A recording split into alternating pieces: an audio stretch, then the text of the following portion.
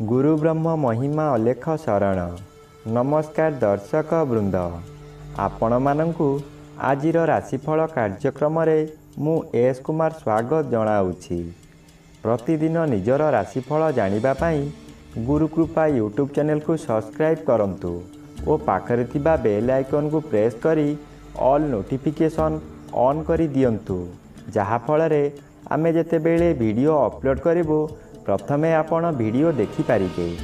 आमर यही वीडियो रे आपण संपूर्ण पंचांग सहित मेष ठारू मीन पर्यंत 12 गोटी राशिर राशिफल विषय रे जानि पारिबे। वीडियो को दयाकरी शेष पर्यंत देखंतु।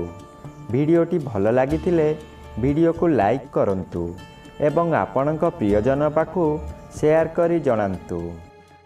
एबे आसंतु जानिबा आज दिनर संपूर्ण पंचांग विषय। आज इंग्राजी 2026 मसीहा अप्रैल मास 15 तारिख बुधवार, दिल्ली सौराब्द सन 1433 साल, स्वाधीन भारताब्द 79 वर्ष, महिमाद 199 वर्ष, उत्कल गजपति श्री श्री गजपति दिव्यसिंहदेव महाराजांकर 69 अंक, सौरस्व वैशाख मास 2 दिन, चांद्रमते वैशाख कृष्ण पक्ष त्रयोदशी तिथि, रात्रि 7 घंटा 3 मिनिट पर्यंत। आजिर सूर्योदय विरजा क्षेत्र को 5 घंटा 27 मिनिट, मेष लग्न शून्यदंड 6 लिता गते उदय। आजिर सूर्यास्त विरजा क्षेत्र को 6 घंटा 2 मिनिट, तुला लग्न शून्यदंड 14 लिता गते अस्त। आज कुंभचंद्र प्रातः 6 घंटा 14 मिनिट पर्यंत, एहापरे मीन चंद्र। पूर्व भाद्र नक्षत्र दिवा 12 घंटा 10 मिनिट पर्यंत, एहापरे उत्तर भाद्र नक्षत्र। आज जन्मित शिशुर कुंभ राशि शूद्रवर्ण नरगण, प्रातः 6 घंटा 14 मिनिट गते मीन राशि विप्रवर्ण नरगण। आज मृत व्यक्तिर दिवा 12 घंटा 10 मिनिट मध्य एक पाद पुष्कर दोष, निषिद्ध खाद्य। आज बाईगण भोजन निषेध अटे। रात्रि 7 घंटा बीरी भोजन निषेध अटे। आजिर अमृत योग प्रातः 6 घंटा 58 मिनिट मध्य, दिवा 1 घंटा 22 मिनिट गते 2 घंटा 58 मिनिट मध्य, संध्या 6 घंटा 50 मिनिट गते रात्रि 9 घंटा 15 मिनिट मध्य एवं रात्रि 1 घंटा 33 मिनिट गते शेष रात्रि 5 घंटा 27 मिनिट मध्य। आजिर महेंद्र योग अपराह्न 4 घंटा 42 मिनिट गते 5 घंटा 56 मिनिट मध्य एवं रात्रि 9 घंटा 14 मिनिट गते 10 घंटा 50 मिनिट मध्य। आजिर काल बेला दिवा 8 घंटा 19 मिनिट गते 9 घंटा 52 मिनिट मध्य। आजिर 12 बेला दिवा 11 घंटा 27 मिनिट गते 1 घंटा 1 मिनिट मध्य। आजिर काल रात्रि 2 घंटा 25 मिनिट गते शेष रात्रि 3 घंटा 59 मिनिट मध्य। आजिर राहु काल मध्याह्न 12 घंटा ठारू 1 घंटा 30 मिनिट मध्य। आज प्रातः 6 घंटा 14 मिनिट मध्य मिथुन राशि और मीन राशिर घात चंद्र, एहापरे धनु राशिर घात चंद्र। घात नक्षत्र नाही, घात तिथि नाही, कर्कट राशिर घात 12। प्रिय बंधुगण, एबे आसंतु जानिबा मेष ठारू मीन पर्यंत 12 गोटी राशिर राशिफल विषय रे।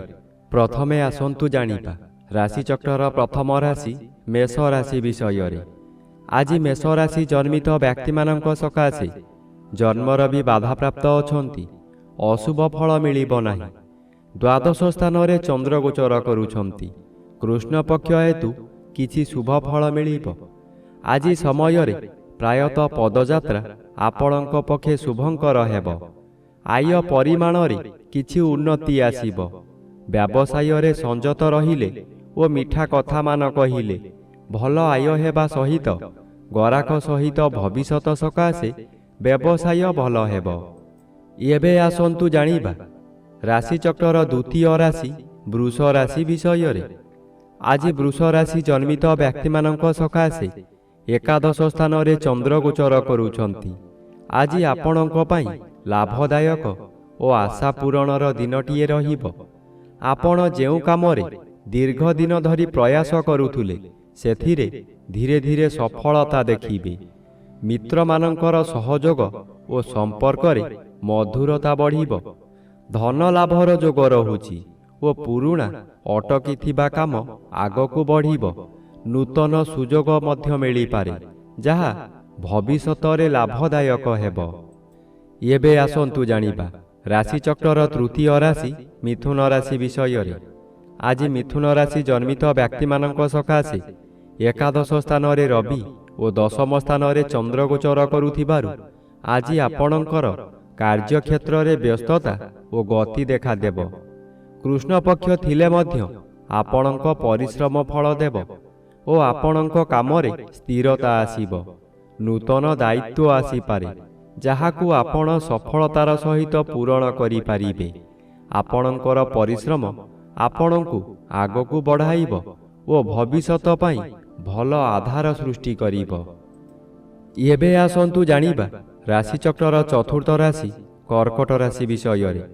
ଆଜି କର୍କଟ ରାଶି ଜନ୍ମିତ ବ୍ୟକ୍ତିମାନଙ୍କ ସକାଶେ ନବମ ଚନ୍ଦ୍ର ବାଧାପ୍ରାପ୍ତ ଅଛନ୍ତି।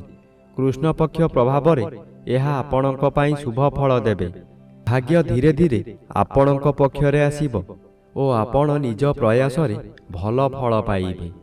ଧର୍ମକାର୍ଯ୍ୟ, ପୂଜାପାଠ ଓ ଦାନ ପୁଣ୍ୟରେ ଆପଣଙ୍କର ରୁଚି ବଢ଼ିବ। ଯାତ୍ରା କିମ୍ବା ନୂତନ କାମରେ ସଫଳତା ମିଳିପାରେ।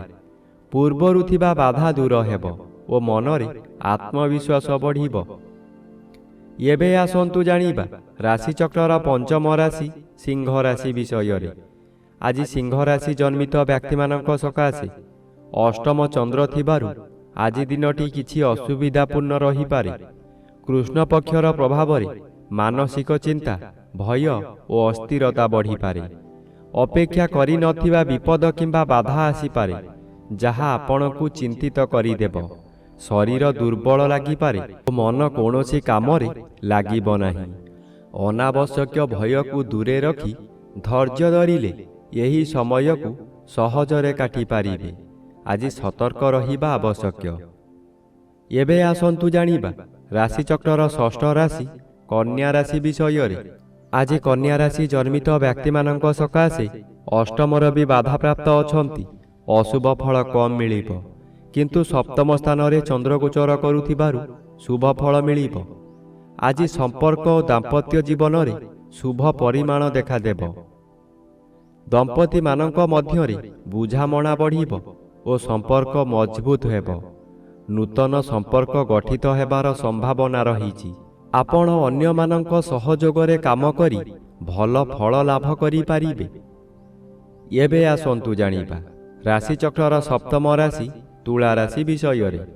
ଆଜି ତୁଳା ରାଶି ଜନ୍ମିତ ବ୍ୟକ୍ତିମାନଙ୍କ ସକାଶେ ଷଷ୍ଠ ସ୍ଥାନରେ ଚନ୍ଦ୍ର ଗୋଚର କରୁଥିବାରୁ ଆଜି ଆପଣଙ୍କ ପରାକ୍ରମ, ସାହସ ଓ ସମସ୍ୟା ସମାଧାନର କ୍ଷମତା ବଢ଼ିବ। କୃଷ୍ଣପକ୍ଷ ଥିଲେ ମଧ୍ୟ ଏହି ସ୍ଥିତି ଆପଣଙ୍କୁ ଶତ୍ରୁମାନଙ୍କ ଉପରେ ଜିତ୍ ଦେବ। ଯେଉଁ ସମସ୍ୟା ଆପଣଙ୍କୁ ଦୀର୍ଘଦିନ ଧରି ପୀଡ଼ା ଦେଉଥିଲା ସେଥିରେ ଧୀରେ ଧୀରେ ସମାଧାନ ଦେଖାଯିବ। କାର୍ଯ୍ୟକ୍ଷେତ୍ରରେ ଆପଣଙ୍କ ପ୍ରୟାସ ସଫଳ ହେବ ଓ ଆପଣ ନିଜ ପ୍ରତିଭା ଦେଖାଇ ଦେଇପାରିବେ। ଏବେ ଆସନ୍ତୁ ଜାଣିବା ରାଶିଚକ୍ରର ଅଷ୍ଟମ ରାଶି ବିଛା ରାଶି ବିଷୟରେ। ଆଜି ବିଛା ରାଶି ଜନ୍ମିତ ବ୍ୟକ୍ତିମାନଙ୍କ ସକାଶେ ପଞ୍ଚମ ଚନ୍ଦ୍ର ବାଧାପ୍ରାପ୍ତ ଅଛନ୍ତି। କୃଷ୍ଣପକ୍ଷ ପ୍ରଭାବରେ ଏହା ଆପଣଙ୍କ ପାଇଁ ଶୁଭ ଫଳ ଦେବ। ସାଧାରଣତଃ ପଞ୍ଚମ ଚନ୍ଦ୍ର ବୁଦ୍ଧିରେ ଭ୍ରମ ସୃଷ୍ଟି କରେ, କିନ୍ତୁ ଆଜି ସେହି ଭ୍ରମ ସବୁ ଧୀରେ ଧୀରେ ଦୂର ହେବ। ଆପଣ ନିଜ ନିଷ୍ପତ୍ତିରେ ସ୍ଥିରତା ଆଣିପାରିବେ। ଶିକ୍ଷା, ପରୀକ୍ଷା କିମ୍ବା ସୃଜନଶୀଳ କାମରେ ସଫଳତା ମିଳିପାରେ।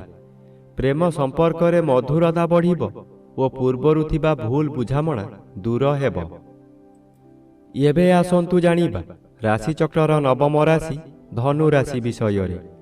ଆଜି ଧନୁ ରାଶି ଜନ୍ମିତ ବ୍ୟକ୍ତିମାନଙ୍କ ସକାଶେ ପଞ୍ଚମ ରବି ଅଶୁଭ ଓ ଆଜି ଘାତ ଚନ୍ଦ୍ର ଥିବାରୁ ଆଜି ଦିନଟି ବିଶେଷ ସତର୍କତାର ସହିତ ରହିବା ଆବଶ୍ୟକ। ଆଜି ଆପଣଙ୍କର ମାନସିକ ଦୁଃଖ, ଭୟ ଓ ଅଶାନ୍ତି ବଢ଼ିପାରେ। ପରିବାରରେ ଅଶାନ୍ତି ଓ ଚିନ୍ତା ଦେଖାଯିବ। ଶରୀର ଦୁର୍ବଳ ଓ ମନ ଅସ୍ଥିର ରହିବ। କୌଣସି କାମରେ ମନ ଲାଗିବ ନାହିଁ।